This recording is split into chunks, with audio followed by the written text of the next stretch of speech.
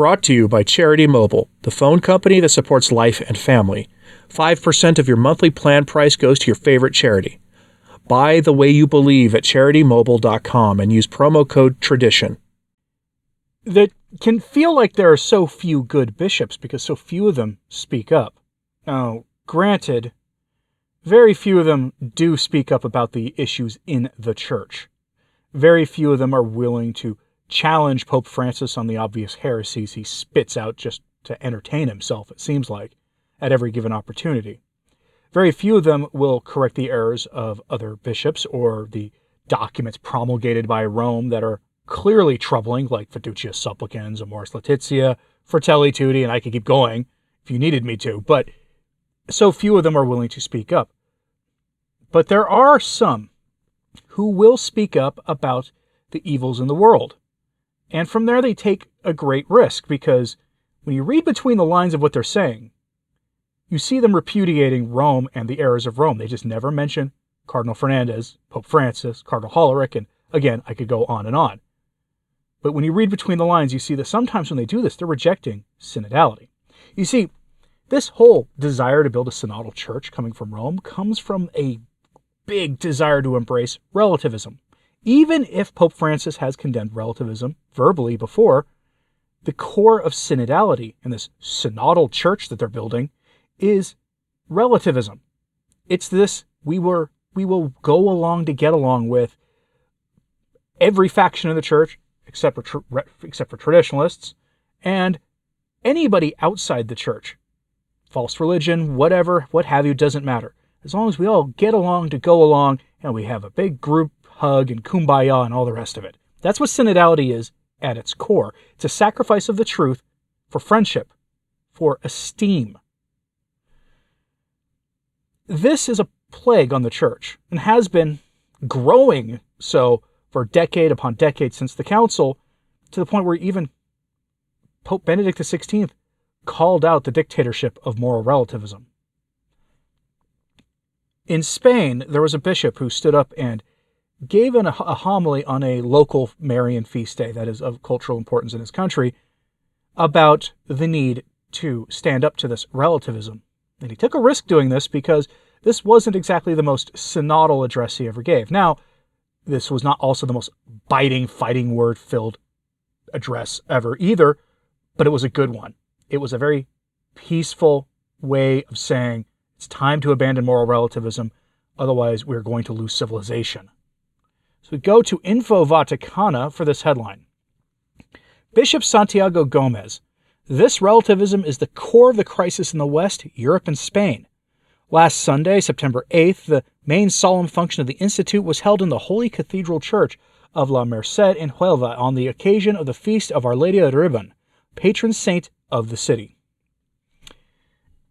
He took a time when there were going to be a great many Catholics in the pews to give an address at his cathedral. This is why it's made international headlines, and I expect you're going to see some American outlets pick this story up as it takes off. There were some horrible things said about Pope Benedict XVI because he said the same kinds of things. If you remember his famous Regensburg address, he told the truth about cultural relativism. He told the truth about a certain religion that we are not allowed to say anything negatively about on this platform.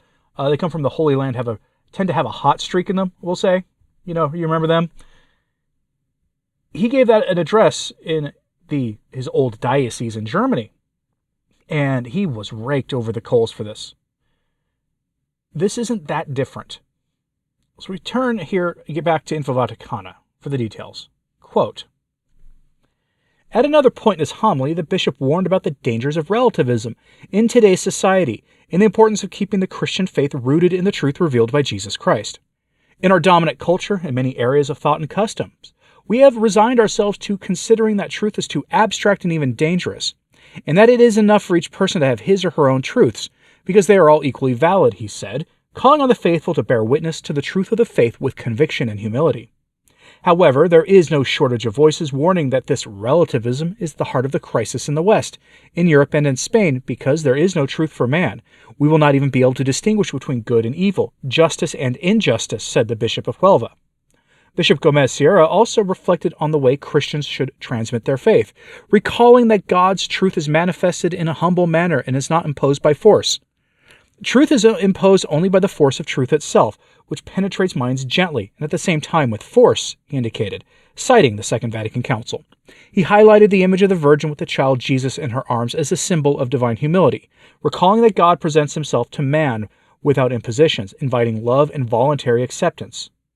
Finally, Bishop Gomez Sierra encouraged the faithful to turn to Our Lady of La Cinta in their moments of spiritual research, trusting that through her they will find Jesus.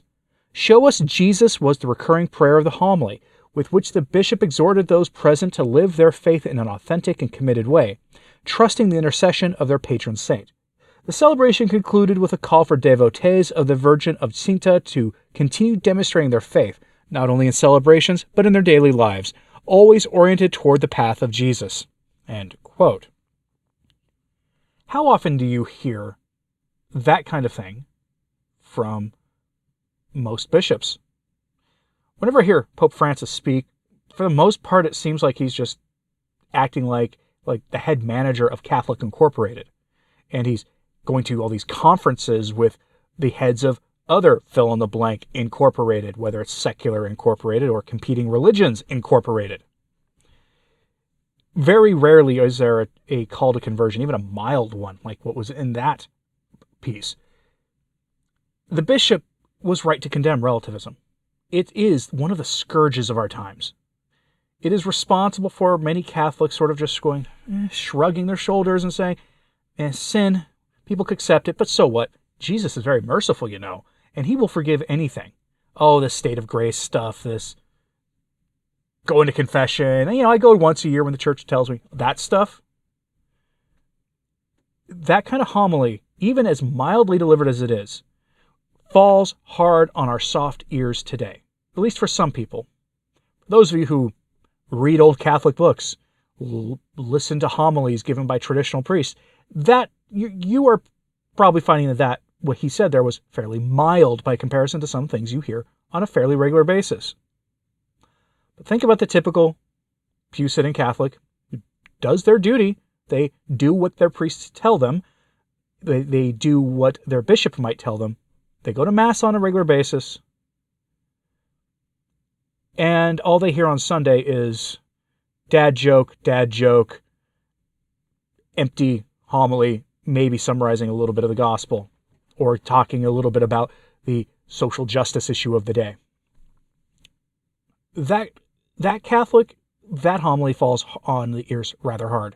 And the kinds of priests I just described to you are not just American priests.